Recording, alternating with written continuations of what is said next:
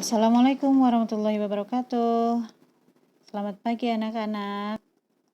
Semoga hari ini kita semua dalam keadaan sehat walafiat dan semoga selalu berada dalam lindungan Allah Subhanahu wa taala. Nah, kali ini masih bersama saya Marli Eka Lestari dalam pembelajaran sejarah untuk kelas 10 SMK, ya.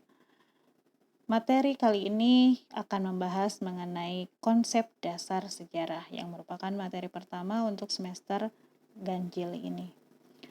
Nah, sebelum kita ke materi selanjutnya, kita harus tahu dulu kenapa kita harus mempelajari konsep dasar sejarah. Karena ini berdasarkan pada kompetensi dasar yang ada dalam silabus, ya. Ini kompetensi dasarnya dan ini adalah indikator-indikatornya.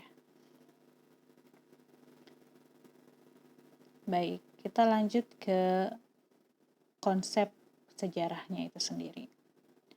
Nah, sebelum ke konsep yang ada di dalam layar, kita akan membahas konsep utamanya dulu, yakni adalah manusia.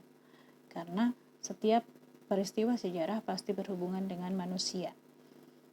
Itu sebagai objek dari peristiwa sejarah. Nah, apa sih kronologis? Sekarang kita akan membahas ini, apa itu periodisasi, ya.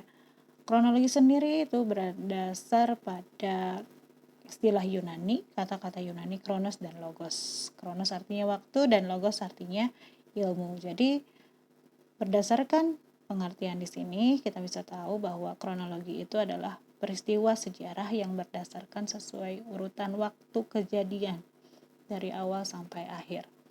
Ya, kita contohkan kalau yang kronologis itu adalah perjalanan hidup manusia. Mulai dari dia hidup dalam dunia kandungan, dalam alam kandungan, kemudian lahir menjadi bayi, balita, anak-anak, remaja, dewasa, sampai tua. Itu merupakan kronologis atau berdasarkan urutan waktu. Karena tidak mungkin ada fase yang ditinggalkan. Kalau misalkan ada fase yang ditinggalkan itu akan aneh juga, ya. Kemudian yang kedua, yang selanjutnya adalah periodisasi. Periodisasi dari kata periode, yaitu pembabakan atau masa atau zaman. Ini hampir sama kalau periodisasi dengan kronologi, hanya yang membedakan pada periodisasi ada pengklasifikasian pada aspek tertentu. Kita ambil contoh kalau di dalam layar itu kan masa-masa dari praksara sampai masa penjajahan dan sampai sekarang sebenarnya bisa, ya.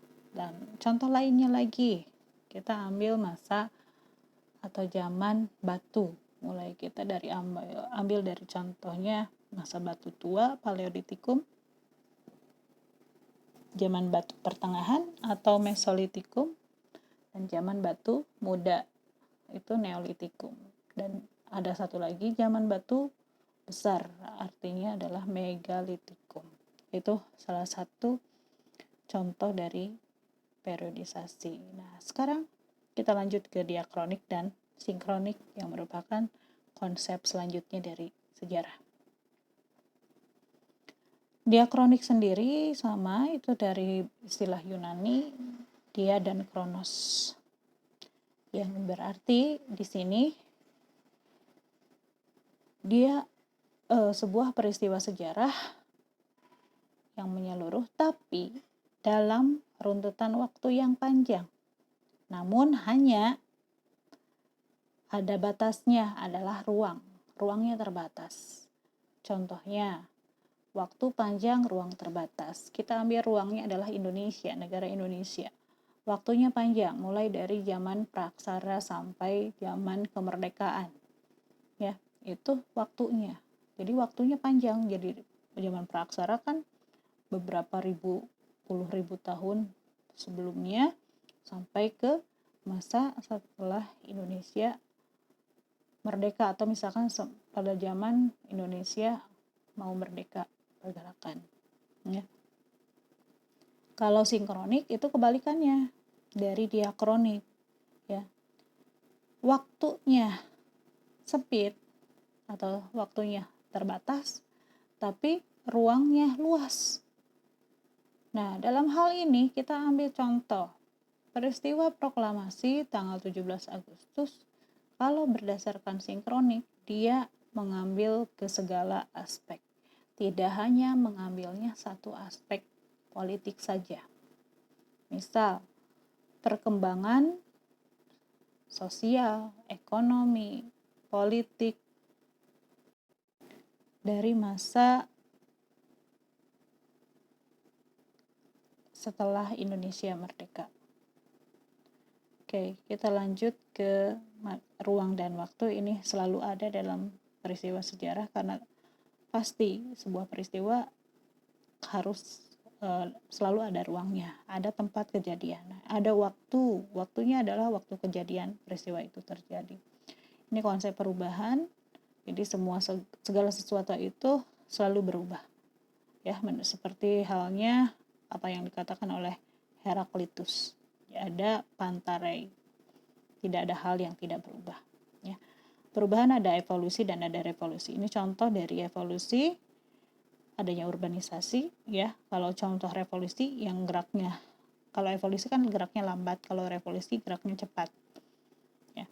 Kalau revolusi ini perubahan adalah revolusi Prancis 1489 dari monarki atau kerajaan jadi negara republik.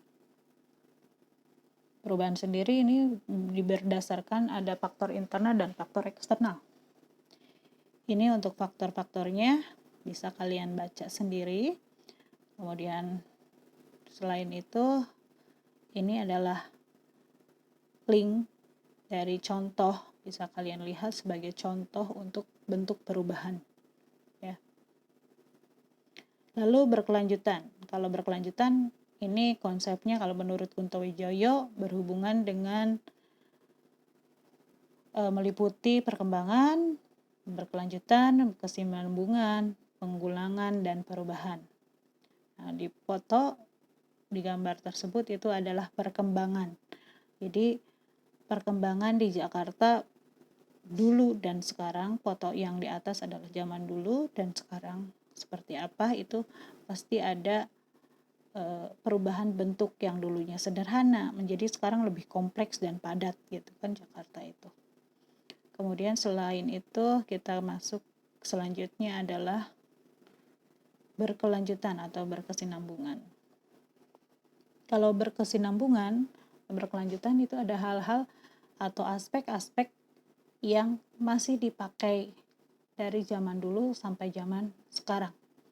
Ya, contohnya di sini Belanda itu mengadopsi kebiasaan lama dari raja-raja yang melakukan ekspansi ke daerah sekitarnya, ke wilayah sekitarnya.